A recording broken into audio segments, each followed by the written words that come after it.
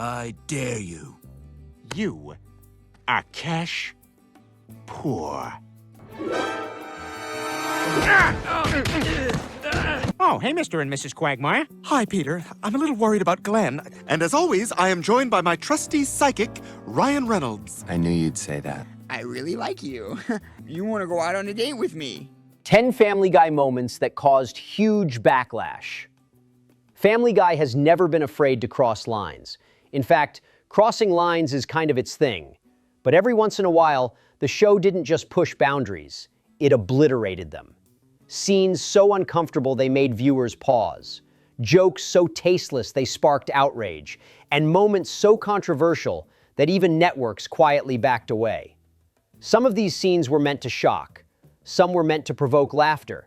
And some probably should have never made it past the writer's room. What makes these moments especially infamous isn't just how offensive they felt, it's how they landed. Sometimes at the worst possible moment. Sometimes at the expense of real people, and sometimes in ways that made fans wonder, who exactly was this joke for? Whether you laughed, cringed, or felt genuinely angry, these scenes left a mark on the show's legacy. So if you've ever raged at Family Guy before, or thought it finally went too far, expect major spoilers, and brace yourself. Because these are the Family Guy scenes that enraged viewers, and even got other networks involved. Let's start the countdown. Number 10, Peter bonding with Chris. Family Guy has always relied on shock humor, but this storyline crossed from edgy into genuinely disturbing territory. The episode begins with Chris finally forming a meaningful bond with his wealthy grandfather, Carter Pewterschmidt. For once, Chris feels valued. He's noticed. He's included. And for a kid who's constantly ignored by his own parents, that attention actually matters. That's when Peter sees dollar signs. After Carter decides to name Chris as the sole heir to his fortune, Peter does what only Peter Griffin would do. He decides the best way to get access to the money is to marry his own son. Not metaphorically. Not as a joke that ends quickly. Literally. What follows is a stretch of scenes built entirely around incestuous implications, uncomfortable dialogue, and jokes that linger far too long. Instead of a quick shock gag, the episode commits to the premise, forcing viewers to sit through wedding planning, emotional conversations, and moments that feel less like satire and more like endurance testing. The most upsetting part isn't even Peter's behavior, it's Chris's reaction. Chris goes along with the marriage not because he understands it, but because it's the only time his father actually wants to spend time with him. That emotional manipulation turns what could have been absurd comedy into something quietly tragic. The joke stops being, Peter is awful, and becomes, this kid is so neglected he'll accept anything. That tonal shift is where many viewers checked out. Instead of being subversive or clever, the episode feels cruel. Not just to social norms, but to its own characters. There's no meaningful payoff, no lesson, and no real consequence. The marriage is treated as just another gross gag, then brushed aside like nothing happened. Fans questioned who this storyline was even meant to entertain. It didn't satirize anything meaningful. It didn't punch up. It just punched down at a child character who already exists as the show's emotional punching bag. For a series known for offensive humor, this was one of the rare moments where viewers didn't laugh, didn't cringe play along, and didn't defend it as just a joke. They just felt uncomfortable, and not in a way that felt intentional or smart. Number 9, Peter's Boston Marathon victory. On paper, this is a classic Family Guy cutaway gag. Peter recalls the time he won the Boston Marathon by simply mowing down other runners with his car and driving straight to the finish line. It's absurd. It's violent. And at the time it aired, it was treated like disposable dark humor. Then real life intervened. The episode aired just 1 month before the 2013 Boston Marathon bombing, a tragedy that killed 3 people and injured hundreds. Overnight, what had once been a tasteless joke became something far more disturbing. Suddenly, a gag about vehicular chaos at the Boston Marathon wasn't abstract anymore. It was too close. The parallels weren't intentional, but they were impossible to ignore. A comedy bit involving mass harm at a real-world event collided with one of the most devastating attacks in modern American history. Viewers were understandably shaken, and the backlash was immediate. Fox quietly pulled the episode from reruns and streaming platforms. For nearly a decade, it was effectively buried. When it eventually resurfaced years later, it came with an entirely different context, one that stripped the joke of any comedic value it once had. What made this situation especially uncomfortable is that Family Guy is often praised, and criticized, for its ability to predict real-world events eerily well. But this wasn't one of those moments fans wanted to celebrate. It felt wrong to even mention. Unlike other controversial jokes, this one wasn't offensive because of intent. It was offensive because of timing. Comedy relies on distance from pain, and this joke lost all of that distance overnight. Even fans who normally defend the show agreed. This wasn't something that should have stayed in circulation. The gag itself didn't change. The world did. And once reality caught up, the joke stopped being edgy and became indefensible. Number 8. Chris's new girlfriend. When Family Guy introduced Chris's new crush, the episode initially felt surprisingly wholesome. After surviving a rough night in the woods, Chris gains enough confidence to ask out Ellen, a girl he genuinely likes. The tone is gentle, Chris is sincere, and for once, the show seems ready to let him have a small win. Then comes the reveal. Ellen has Down syndrome. At first, the episode handles this with restraint. Ellen is portrayed as kind, confident, and in control. The joke isn't supposed to be at her expense, at least not overtly.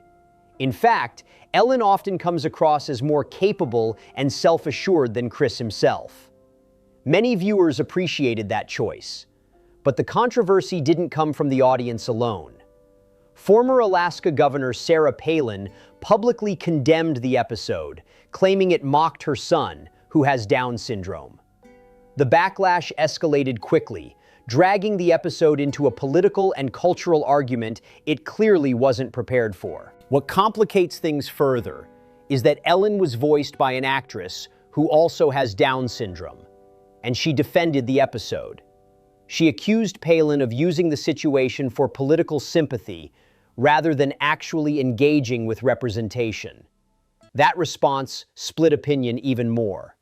So what went wrong? The issue wasn't Ellen as a character. The issue was reference. Family Guy couldn't resist slipping in a line about Palin, undercutting whatever goodwill the episode had earned. By tying a real public figure and a real disability into a throwaway gag, the show shifted focus from representation to provocation. Some viewers saw a progressive attempt clumsily handled. Others saw exploitation masked as inclusivity. In the end, the episode proved something important. Even when the intent isn't cruel, careless jokes can derail everything, especially when real people and real lives are involved. Number 7. Ida Quagmire. Few Family Guy storylines caused as much lasting anger as the introduction of Ida Quagmire, Glenn Quagmire's transgender parent. On paper, the setup had potential. A character forced to confront a major change in a loved one's identity, navigating confusion, discomfort, and growth. That's not what happened. While Quagmire's initial reaction, shock, uncertainty, emotional conflict, is understandable, nearly everyone else's behavior is openly cruel. Peter and Lois repeatedly misgender Ida. They dehumanize her. They reduce her identity to a punchline, and the show lingers on it. The worst offender, however, is Brian. Brian's reaction isn't framed as ignorance or discomfort, it's framed as disgust. He treats Ida's existence as something invasive, something threatening, something that needs to be mocked and rejected.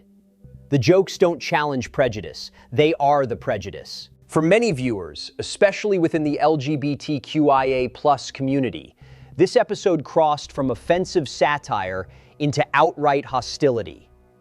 There was no balance, no counterpoint, no meaningful resolution. The one saving grace? Quagmire finally snaps and brutally beats Brian, a moment many viewers found cathartic.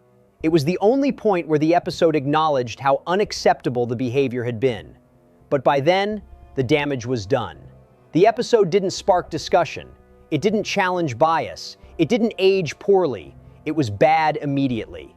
Instead of punching up or exposing intolerance, Family Guy simply broadcast it. And for a show that often hides behind "everyone gets mocked," this time, the joke landed squarely on people who were already marginalized. That's why Ida Quagmire remains one of the show's most criticized missteps. Not because it tackled a sensitive topic, but because it did so without care, purpose, or responsibility. Number 6, Meg's sacrifice. For years, Meg Griffin has been Family Guy's designated punching bag. Insults, neglect, humiliation, it's her entire role. So when an episode finally lets Meg snap, viewers were ready. And for a brief moment, it felt like long overdue justice. Trapped indoors during a hurricane, Meg reaches her breaking point and unloads on Peter, Lois, and Chris. She calls out their hypocrisy, their cruelty, and the way they've spent years projecting their failures onto her. It's raw, it's emotional, and it's one of the most satisfying speeches the show has ever written. Fans thought this was it. Meg was finally free. Then the episode swerves. As soon as the family starts turning on each other without Meg as their scapegoat, she abruptly backtracks. She declares that her role as the family's emotional punching bag is necessary, that her suffering keeps the household stable, and she willingly accepts her abuse as her purpose. That moment enraged viewers. What could have been character growth turns into emotional sabotage. Instead of rewarding Meg for self-awareness, the episode reframes abuse as noble sacrifice. It sends the message that toxic families only function when one person absorbs all the harm. Worse, the show treats this decision as wise. Peter, Lois, and Chris instantly feel validated. The status quo is restored. Meg is put back in her place, smiling through it. For fans who hoped the show would finally evolve past its cruelest running gag, this felt like a betrayal. The problem wasn't dark humor, it was the message. By having Meg choose to accept mistreatment, the episode undercut years of audience empathy. It didn't just maintain the joke, it justified it. And that crossed a line for many viewers who had already grown tired of watching cruelty disguised as comedy. Number 5. Peter's tasteless barbershop quartet. Family Guy has always thrived on musical absurdity, but this cutaway crossed into territory many felt should have been off limits. Peter boasts about his talent for delivering bad news, then demonstrates it by having a cheerful barbershop quartet sing to a man that he has AIDS. The song is upbeat, catchy, smiling. That's the problem. While shock humor is the show's bread and butter, this gag hit a nerve because it trivialized a real, life-altering diagnosis.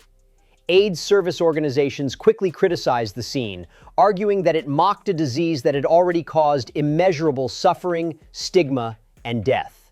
Defenders of the joke argued that the offense was the point, that Family Guy doesn't exempt any subject from ridicule, and that the exaggerated cheerfulness was meant to highlight how inappropriate the situation was. But critics weren't convinced. The gag lacked commentary. It didn't satirize ignorance, fear, or misinformation. It simply used AIDS as a punchline. And because the scene was so brief, there was no framing to suggest irony or critique. It just happened. That left many viewers uncomfortable rather than amused. Unlike other offensive jokes that punch up or expose hypocrisy, this one felt lazy. The target wasn't power, arrogance, or corruption. It was illness. And that distinction mattered. The scene didn't spark thoughtful debate. It sparked discomfort. For many fans, this moment represented Family Guy at its weakest. Shock without substance. Offense without insight. A reminder that pushing boundaries only works when there's something meaningful on the other side. Number 4. Stewie gives birth. There are episodes that make viewers uncomfortable for a moment. And then there's this one. In arguably one of the most infamous storylines in Family Guy, Stewie decides that the best way to reconnect with Brian is to use Brian's DNA to impregnate himself. Yes, that actually happens. For the entire episode, the show leans hard into body horror comedy. Stewie experiences pregnancy symptoms, emotional swings, and ultimately gives birth, despite being canonically a 1-year-old infant. While the actual birth scene is partially censored, the implication alone was enough to make many viewers recoil. What pushed this episode from gross to outrageous wasn't just the concept, it was the lack of payoff. The children born from this experiment are revealed to have severe birth defects, and rather than dealing with the consequences, Stewie and Brian simply abandon them and agree to never speak of it again. No lesson, no growth, no accountability. The episode treats trauma, reproduction, and disability as disposable punchlines. Even longtime fans who were used to the show's shock tactics felt this was too far. Not because it was offensive, but because it was pointless. Shock humor only works when it leads somewhere. Here it didn't. It existed purely to disturb, then immediately erased itself. The audience, meanwhile, was left with imagery they never asked for and couldn't forget. It remains one of the most cited examples of Family Guy choosing provocation over storytelling and losing viewers' trust in the process. Number 3, Jeff and Brenda. When Family Guy attempted to tackle domestic violence, many viewers hoped the show would finally show restraint. Instead, it delivered one of its most criticized episodes. The storyline centers on Quagmire's sister Brenda and her abusive boyfriend Jeff. The abuse is explicit, frequent, and loud, presented without subtlety or nuance. Jeff screams, threatens, and assaults Brenda repeatedly, often played for shock value rather than insight. The problem wasn't that the show depicted abuse, it was how it depicted it. The episode reduces a complex, deeply traumatic issue into a blunt cycle of violence and blame. Brenda is repeatedly portrayed as foolish for staying, ignoring the psychological, emotional, and economic factors that trap real victims in abusive relationships. That framing angered many viewers, especially survivors. Instead of exploring fear, manipulation, or isolation, the episode simplifies domestic violence into a "why doesn't she just leave" narrative, a harmful and outdated perspective. Even Quagmire's eventual violent response, while cathartic to some, reinforces the idea that brute force is the solution. There's no reflection, no real conversation, no responsibility. For many, this episode wasn't just uncomfortable, it was triggering. It didn't educate, it didn't satirize, it didn't challenge misconceptions. It failed the subject entirely.